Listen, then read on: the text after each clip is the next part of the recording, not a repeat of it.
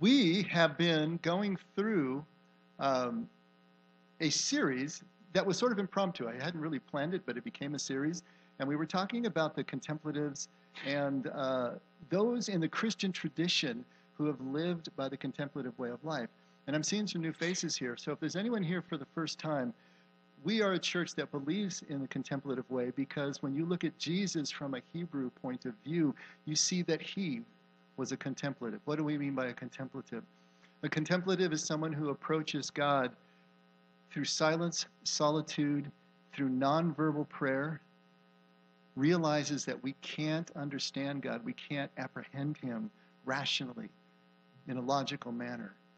And so the only way that we can really connect with God is when we put those thoughts aside and just connect with him spirit to spirit. There have been contemplatives from the earliest times of Christianity, and of course, Jesus, when he went to pray off by himself, when he told us how to pray, to go into our inner closet, he was telling us the same techniques and showing us the same techniques, and had that connection, that intimate connection with his Father that went beyond the subject-object sort of rational view. And so we here have been teaching that and practicing that for nearly 12 years.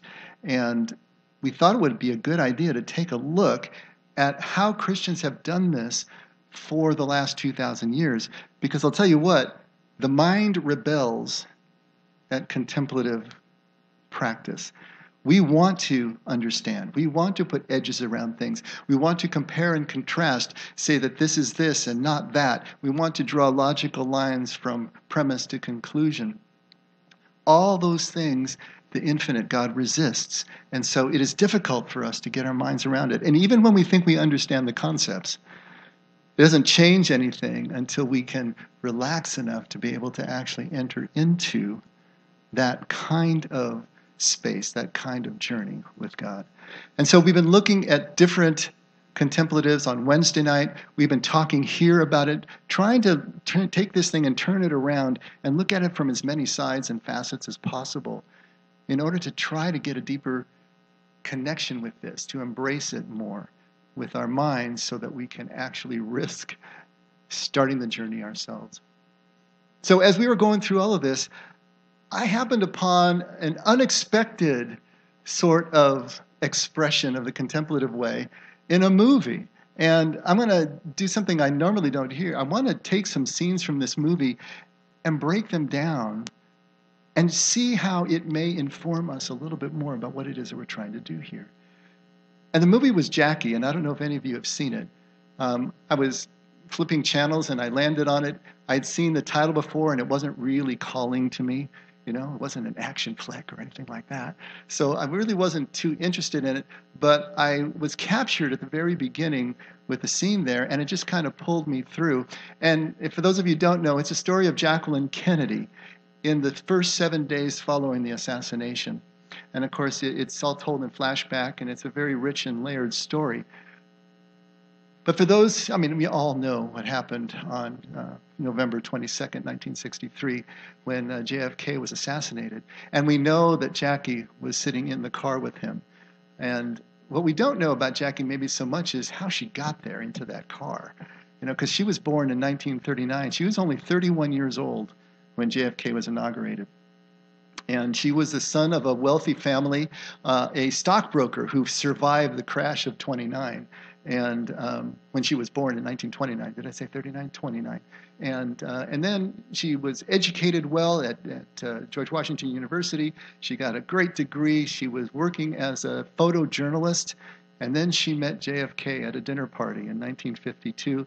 And a year later, they were married. And everything changed. Everything about her life changed from that point on. To suddenly become a part of the Kennedy clan, the Kennedy family, thrust her into a limelight. And of course, immediately after their marriage, she ran for Senate and won. And then by 1960, he was running for president and he won. And in the midst of all that craziness, all of that turning and changing that she was trying to do as she was getting adjusted to this new life, she got pregnant 5 times. The first time was a miscarriage.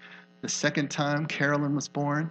The third time, the child was stillborn and never even got out of the womb. And she gave birth to John Jr. what was it, 2 weeks before the inauguration in 1960? So when you think about that, and then last, she gave birth to a son named Patrick who only lived 36 hours because of a birth defect. He died in August of 1963, 3 months before the assassination. So if you just kind of try to put yourself in this young 31-year-old woman's mind, she has been through this ringer for the last 10 plus years. All of this loss, the loss of these 2 children, the miscarriage, a husband who was never really there. When she was pregnant, he was on the campaign trail. When she was giving birth, he wasn't there typically. Of course, back in the 50s, men didn't get to be there anyway, right? They didn't wear the booties and the hats and all that kind of stuff. But we also know, with retrospect and looking at history, we know that JFK strayed from his marriage in a serial sort of way, was hyper-focused on the presidency. She was alone a lot of the time. And then when she gives birth to this final boy, and he only lives 36 hours, she goes into a total depression and a total tailspin. But ironically, it was in those last 3 months before the assassination, because of Patrick's death, that historians tell us and biographers tell us their marriage really found a resurgence. Their marriage found a connection that maybe they had never had before. And then Dallas, and then Dealey Plaza, and then she's sitting next to him when her husband was murdered. Their cheeks basically touching when that second bullet hit. She showered in his blood. She showered in all of this gore. How in the world is she supposed to come out of that? Be gracious to the Johnsons as they take the oath of office. Figure out how she's going to tell her 2 small children that their father is not coming home and that they're going to have to be a family without him. Plan the funeral. Do everything that she was supposed to. Pack up the White House because she had to move out of there on her own. There was just so many things in this whirlwind, in this maelstrom of this first week after the assassination. What was going on? She was falling apart, as you would imagine. Her brother-in-law, Bobby Kennedy, suggested that she see a priest, and so she did. They were all Catholic. She was actually the youngest woman, the youngest first lady ever in the, I'm sorry, she was the second youngest first lady at 31. You know who the first youngest was? Frances Cleveland in 1868. She was 21. You get that for free. That has nothing to do with anything. I just thought I'd throw it out there. So here she is, this young woman, and she's trying to cope with all this stuff.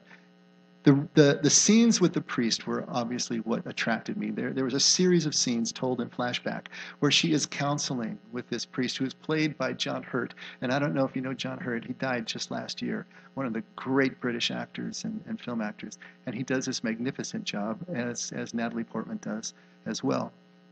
But these scenes, to me, were a classic move through grief, a classic move through all the central questions that all of us ask as human beings, or should be asking as human beings. And so with that setup, what I wanted to do was kind of just go through some of these scenes and talk about them a little bit, and talk about how they relate to us as we're trying to look at this contemplative way. First thing she does, well, in each one of these scenes, she's asking a question. It is a classic questioning. And in this first scene, she's questioning God. Who wouldn't question God at a time like this? But don't just leave this out in history. Bring it home. Make it personal. The times that you have been hit with a tragedy, the times that you have been hit with something that just takes your breath away, something that takes your legs out from under you. Isn't it natural to question God? Listen to this exchange. Jackie says, "I think God is cruel." The priest says, "Well, now you're getting into trouble. God is love, and God is everywhere." Was he in the bullet that killed Jack? Absolutely. Is he inside me right now? Yes, of course he is. Well, that's a funny game he's playing, hiding all the time. The fact that we don't understand him isn't funny at all, says the priest. Classic reaction. God is cruel. Anyone in deep pain knows this sentiment, knows this feeling, to question God at this particular time. But the priest here is doing something really interesting. He's trying to guide her between 2 extremes. and take this middle way and keep her right down this journey. One extreme is that God is distant. God is uninvolved. Take that deist approach. God wound up the universe, and now he's the absentee landlord. He is not here. He is not now. He's not involved. Therefore, he's not blamable either, but he's not involved. I always remember that song by Bette Midler, God is watching from a distance. I always hated that song. He's not watching from a distance. No. But that's one extreme, okay, that he's watching from a distance. He's not involved in these things, and you can't blame him for any of the evil that goes on in your life or in the world. And the other side is take this pat answer. Just create this quid pro quo, this something for something that takes place. I kid you not, I have heard someone say to a grieving parent at a memorial service when their child died that God needed another angel in heaven, so he took your child to be with him. Oh my God, you just want to kind of crawl out of your skin. There's a classic story in the Old Testament about David when he takes Bathsheba and then he has her husband killed by putting him on the front lines, and the prophet Nathan comes to him and tells him a story of a man who was a huge landowner, had flocks of sheep and hundreds and hundreds of head, and then a poor man who had nothing except one little ewe lamb. And he treated her like a daughter, and they worked together, and they played together, and they ate together, and he treated her like one of his own. And when someone came to visit the rich man, he didn't want to take one of his own flocks, so he took the ewe lamb of the poor man and slaughtered it and prepared it for his guest. And David was outraged when he heard this. He says, "You let me know who this person is, he will surely die." And Nathan says, "It's you.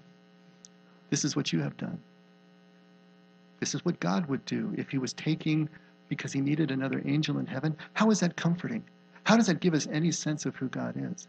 Sometimes we say, well, God, when bad things happen, it's because God is either creating it to happen or allowing it to happen because he's instructing us, he's disciplining us, or he's chastising us. Now that makes a certain sense. At least it's something for something, right? It's something that we can understand why this incomprehensible thing would happen to us. But it makes God a monster. He would take my child. For those of you who have lost a child, he would take my spouse. Think of the things that happen to us in our real lives. If God did that to instruct us, to chastise us, to discipline us, we wouldn't do that to a dog. Yet God would do it to us. There's something that's more subtle, too. How about this one? God knows everything. He knows the shape of everyone's lives. And so sometimes the kindest cut of all is to take the life before it goes off the rails, or take the life before something bad happens. Another rational explanation for the things that we can't explain in life. But really, what about free will in a scenario like that? Don't we have a choice? Aren't we supposed to have a choice? And what about those people who aren't taken? Do they not matter in the way that God cared about taking this person out? And what if I just feel cheated out of the time that I could have had with my loved one because God decided to take him or her out early? These are the things that we have to think about when we want to flop down to one side or another. Either God is not there at all, or there's some easy, facile answer that we can give that at least gives us some semblance of understanding, those edges that we can hold on to, some sort of control. But the priest doesn't do either of those. He tries to steer down this middle way. He said, no, God is not distant. God is not absentee. God is involved. He's right here, right now. Was he in the bullet? Yes, he was in the bullet, because God is in the difficult times. God is in the tragedies of our lives. He's just as present there as he is in the joys. He's just as present there as he is in the good times. Well, is he in me? Absolutely. He's closer to us than we are to ourselves. He's closer to us than we are to our next breath. And yet, there is no way to understand the nature of this involvement. How can we explain it? How can it ever make any sort of sense? And even if we try again logically to chalk up evil to free will, that other people, anybody, has the choice to make, and God is not to blame, that doesn't let God off the hook, does it? The buck still stops at his desk because he's allowing these things to happen. It's a deft thing that the priest is trying to do to keep her steered down this middle path. It's difficult. He's trying it. She's resisting. She's still angry. She is not convinced at the end of that particular scene. So then it cuts to some other action, and it comes back to another scene between the two of them. And she asks the second question. First she questioned God. Now she questions her own choice. Listen, Jackie, if there's a heaven, there is your God, with all his empty promises. What kind of God takes a father from his 2 little children, and my 2 babies, Arabella in the womb and Patrick, 39 hours on this earth, just long enough to fall in love with him? What did I do to deserve that? Nothing. Jackie, I lie awake at night and all I can think is, I wish I'd been a shop girl or a stenographer. I should have married an ordinary, lazy, ugly man. The priest waits a beat and he says, let me share a parable with you. Jesus once passed a blind beggar on the road. And his disciples asked, who sinned, this man or his parents, that he should be born blind? And Jesus answered, neither. Neither this man nor his parents sinned. He was made blind so that the works of God could be revealed in him. And with that, he placed mud on the man's eyes and told him to wash in the pool of Siloam. And the man did, and he came back seeing. Right now, he looks at her. You are blind. Not because you have sinned, but because you have been chosen so that the works of God may be revealed in you. Okay. I see William's face over there, yeah. It's about the same face that she had on screen. Does that sound satisfying to you? It's interesting, the script at that point says that her resentment grows. She stares at him, still unsatisfied. And that's what you get. How could that possibly... Okay, he's building to something here, and you'll see the wisdom. But let's take a moment, because this is a variation on the theme. All right, he should have married an ordinary, ugly, lazy man. God is still cruel. But now, what did I do to deserve this? You know, can you relate to that? What did I do to deserve this calamity that has befallen me? Now, the story of the man born blind, we find in John 9. Again, what he's trying to do is to navigate down a middle way here. He's navigating now between karma, basically, right? Between cause and effect. You do this, you get that. This is the way that we normally look at life. This is the way that the ancient Jews looked at life. If something befell you, it's because you did something wrong. Take a read through Job and see if that doesn't come loud and clear to you, which is probably the oldest book in the Bible. On the other side from that is complete randomness, that everything happens with just, it's just a roll of the dice. Either God is completely not present or there is no God whatsoever. What did she do to deserve this? And of course the answer is nothing. But now he tells her, you have been chosen. First he says, you are blind. Not because you did anything wrong, but you've been chosen so that the works of God can be revealed in you. How are God's works revealed? Now when we read this little story, this pericope in John 9, we are focused on the miracle, the miraculous restoring of sight. Those are the works of God that we think are being revealed. But there's a whole lot more to the story than just that. If you take a look, probably up in the screen because Brandon is always right with it, or you can look in your outlines. What I want to do is read the back end of the story because I think this is where our answer is going to lie. Because think about it. The blind man had a miracle performed for him. He was chosen so that the works of God may be revealed. Where was the miracle in Jackie's life? Where is a miracle in your life? Did a miracle occur when you had to go through the same type of suffering? You know, we've all suffered. Some of you have suffered more than the man born blind. Some of you have suffered more than Jackie. People have. And they didn't get a miracle to prove that the works of God were revealed in their suffering. So what is it that we can apply here? Where is the priest going with this?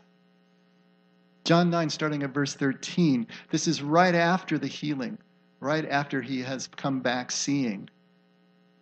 And the people are amazed, and they see him, and they're asking him questions, and then they bring him to the Pharisees, this man who was formerly blind. Now it was a Sabbath on the day when Jesus made the clay and opened his eyes. Then the Pharisees who were also asking him again how he received his sight. And he said to them, he applied clay to my eyes, and I washed, and I see. Therefore, some of the Pharisees were saying, "This man is not from God because he does not keep the Sabbath." But others were saying, "How can a man who is a sinner perform such signs?" And there was a division among them.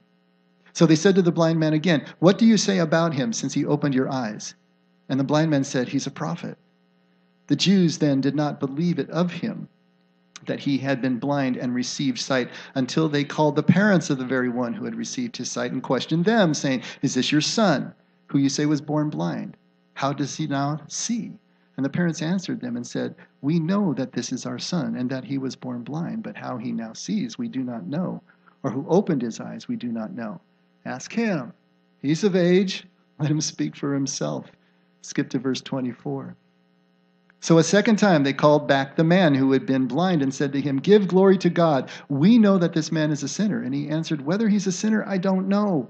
One thing I do know, though, that I was blind and now I see." And so they said to him, "What did he do to you? How did he open your eyes?" And he says, "I told you already, and you did not listen. Why do you want to hear it again? You do not want to become his disciples, do you?" And they reviled him and said, "You are his disciple, but we are disciples of Moses. We know that God has spoken to Moses, but as for this man, we do not know where he is from." And the man who was formerly blind answers and says to them, and listen, "Well, here is an amazing thing, that you do not know where he is from, and yet he opened my eyes. We know that God does not hear sinners, but if anyone is God-fearing and does his will, he hears him. Since the beginning of time, it has never been heard that anyone opened the eyes of a person born blind. If this man were not from God, he could do nothing." And they answered him, "You were born entirely in sins, and you are teaching us?" So they put him out.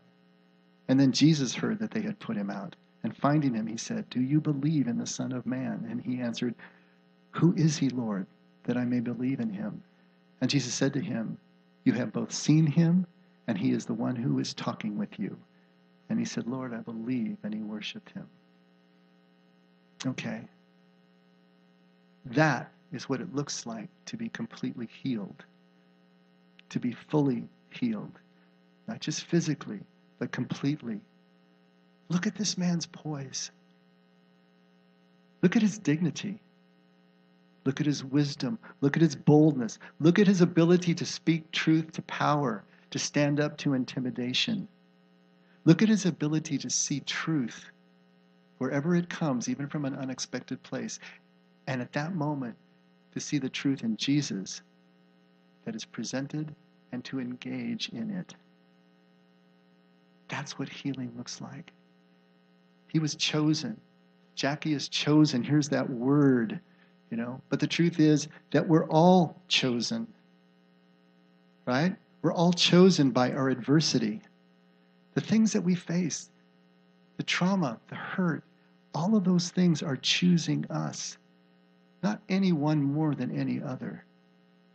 We are chosen so that the works of God may be revealed in us. Jackie was pivotal in that week after the assassination. She chose poise. She chose dignity.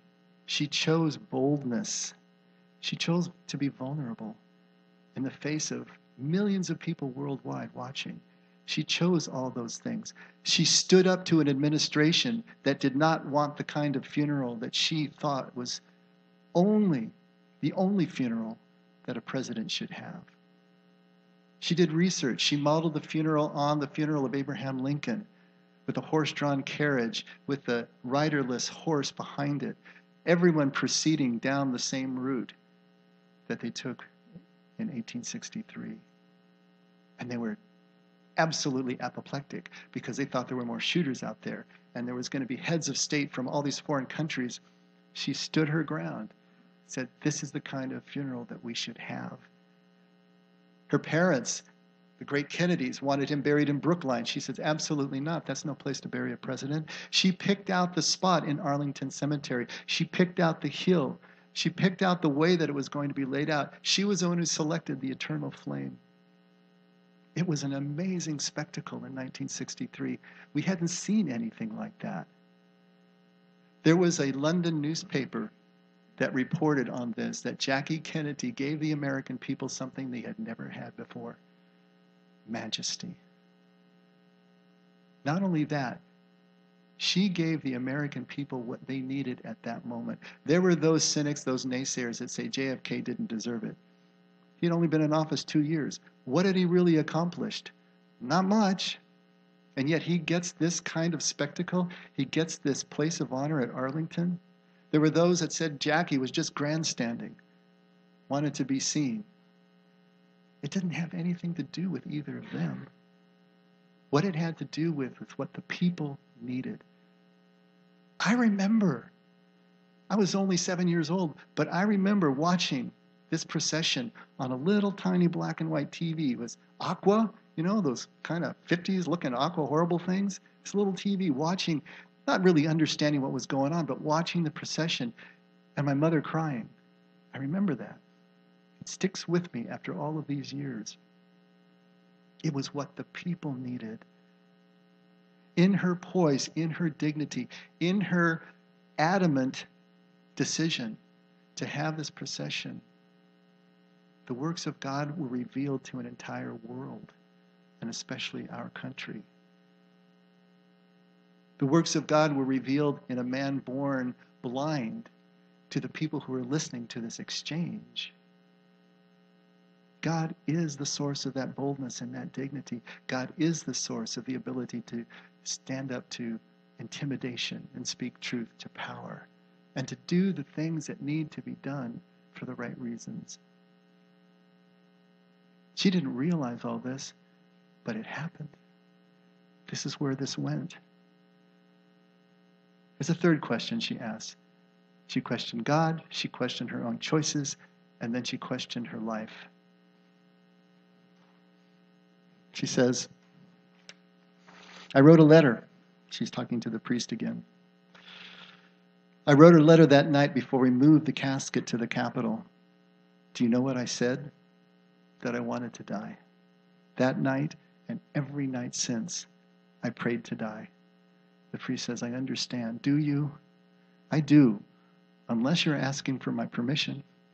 No, I was just hoping if I walked down the street next to Jack's body, maybe someone would be kind enough to do it for me. And the priest says, in front of the whole world, a famous life, a famous death. She says, I never wanted fame. I just became a Kennedy. She wants to die. Passively, but she wants to die. How many of us have been in that situation where it just feels so hopeless? The hurt is so bad and you don't know how to make it stop that you just want to die. I can remember a time in my life pacing my apartment all by myself, praying that God would take my life. I know what that feels like. I wasn't going to do it, I guess, now, but it felt so heavy at the time. The priest understands. We all do. We understand this. But he puts her back. He pushes back on her. He stands her up from romanticizing death and reminds her of what is going on here at this moment. And he sets up this final scene. And this final scene is so pivotal, I really would like you to see it. And so if our tech doesn't let us down, would you go ahead and roll that scene for us, Brandon? There comes a time in man's search for meaning when one realizes we missed the whole that beginning of it.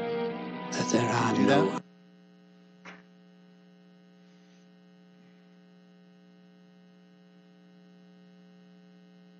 Why are you really here?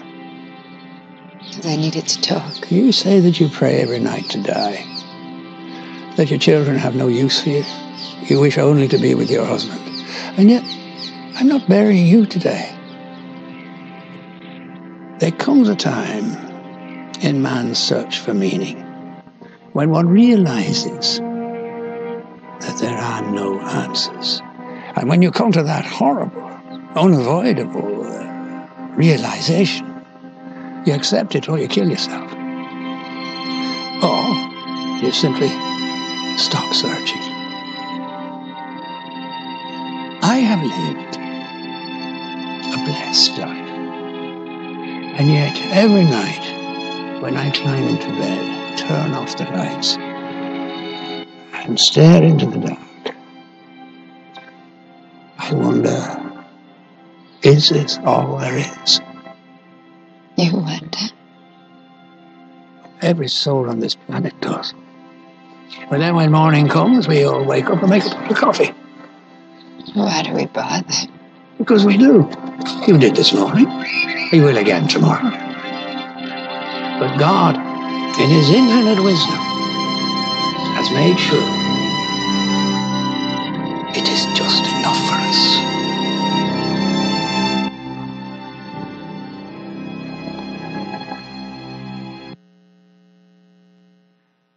When I watch that scene, every time I watch that scene, the first thing that I am struck with is that John Hurt had pancreatic cancer. He was just weeks from his own death. I think you can see it in his performance. Don't you see it? Don't you feel it? For someone to come to those conclusions in their own life, to be confronted with a script that's articulating it so incredibly well, the acting between those two, I don't even know if you can call it acting. They're living that moment. It's just an amazing moment in cinema. The first thing he asks us, why are you really here? Why are you here? See, a question like that stands us up. A question like that cuts through any of the posturing, any of the projection, any of the superficiality.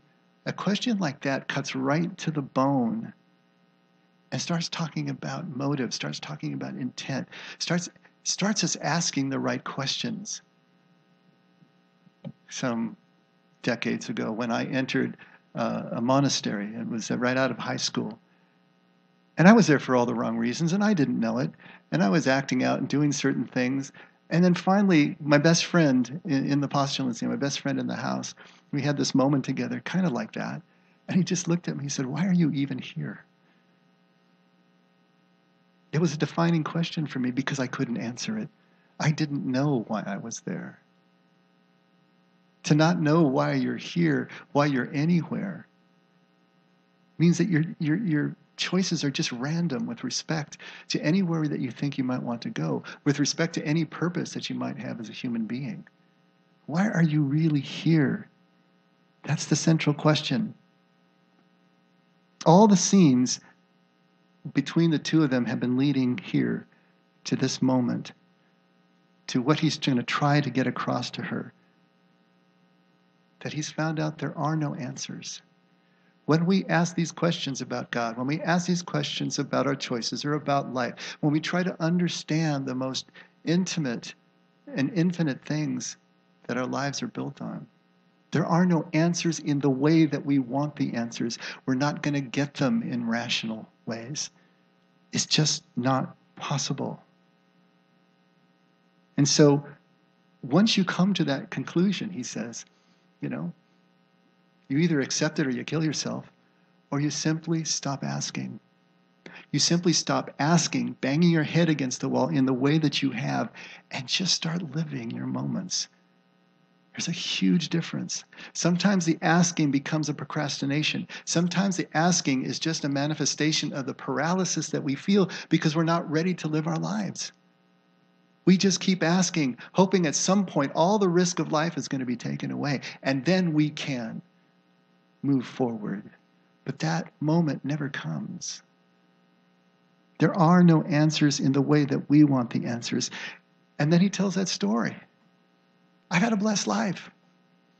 But every time I climb into bed and I turn out the light and I stare into the dark, I ask, is this all there is? You wonder? She's incredulous. Everybody does. Every person on this planet. Haven't you wondered? I've told this story before, one time driving in to a Sunday morning with my sermon in my pouch, ready to sit here in front of you all and be some paragon of a pastor, I suppose.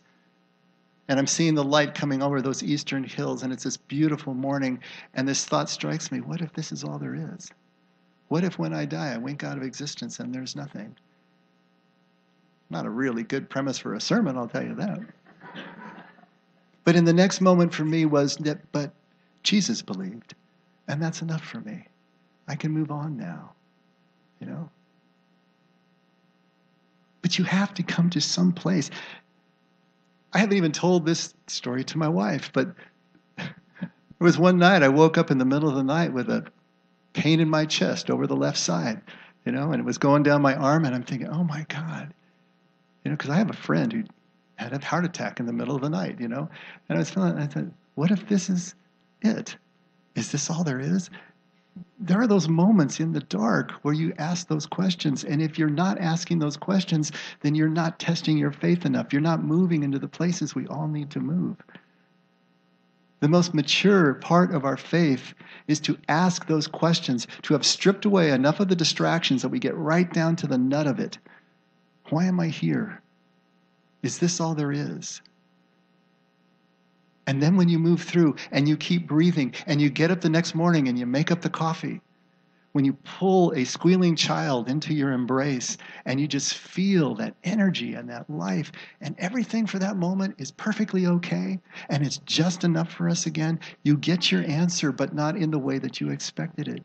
You become convinced of something that you can't explain. You become convinced of something that you could never prove to another person. You can't even prove it to yourself. And guess what? The next time you're in the dark, you'll ask the question again. And then you get up the next morning and make up the coffee, and you start your day again. This is what the contemplative life is about. And I don't know if that sounds morbid to you. I don't know if that sounds defeatist or like a lack of faith. But I'll tell you what. This has been the most deepening, the most solidifying part of my journey. Was to come to grips with the fact that I am not going to get the answers through sheer force of will or through some sort of study or some acquisition that I can pull in that will make me know what I can't know, but that I can participate in every moment to the extent that is just enough. I wanted to just play that one more time, let it really sink in.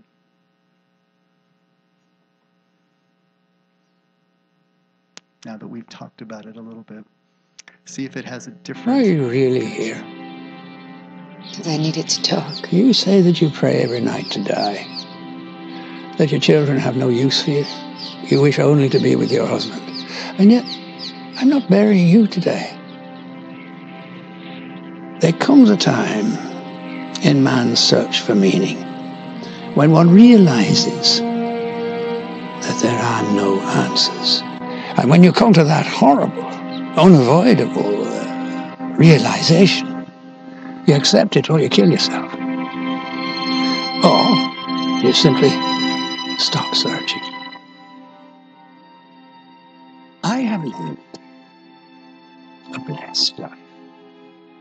And yet, every night, when I climb into bed, turn off the lights, and stare into the dark, I wonder, is this all there is? You wonder.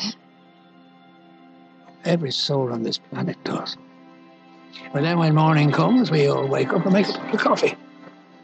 Why do we bother? Because we do. You did this morning. You will again tomorrow. But God, in His infinite wisdom, has made sure it is just enough for us.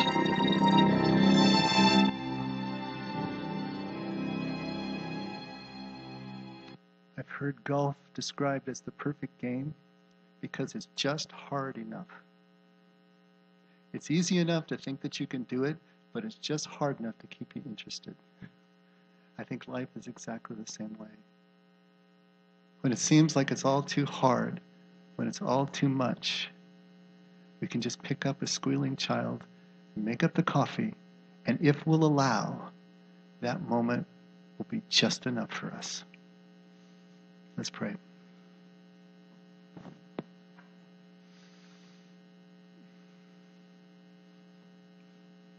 Father, I like the idea of resting in your infinite wisdom. That's a comforting thought. There are so many things that are going on even in our little community. the loss of Nicole that we can't explain, people with cancer, people with family members and loved ones who are overdosing or sliding off into addiction. And we talk to them and we see this pain inside, and we know that we can't alleviate it. There's nothing we can do to take it away except to just be present with each other. Father, show us how to keep breathing through the difficult things. Show us how to celebrate the joyful times. Show us how each moment can be just enough the way that you've designed it to be. Help us to just embrace life as it is and not as we want to try to make it to be, and to find in that surrender, to find in that fearless vulnerability all the space we need to be perfectly content with each other and with you. Thank you for designing it this way. Thank you for talented people who can remind us in such an impactful way of some of these truths. Thank you for the contemplatives and the mystics of 2,000 years. Thank you for your Son. Thank you for your Spirit. Thank you for everything that you've given us to try to get this across. Help us to let go of anything we need to let go of and embrace. Thank you for loving us, Father. Never let us forget we can only love because you did love us first. In Jesus' name, amen. Let's all stand.